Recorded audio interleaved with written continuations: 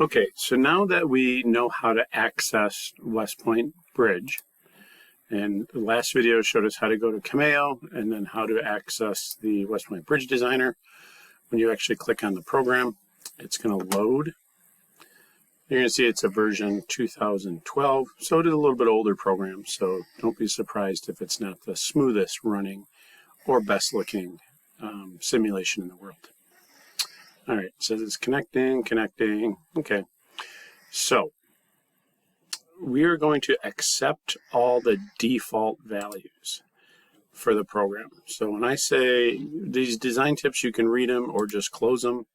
I would close this as well because I was getting a little glitch there. I'm going to load a new design.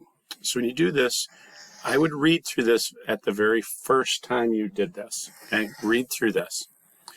When you get down to the bottom, there is a thing down here that says next. Okay, and the glitch I was having is I was getting the help button and the cancel button, but I wasn't getting the next button. That's why I closed that one section. There's no local contest, 24-meter elevation, standard abutments. So when I say accept all the defaults, we're going to accept all the defaults as well as these.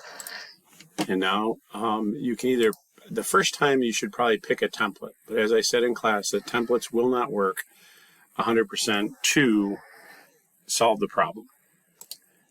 And you can put your name in here, designed by,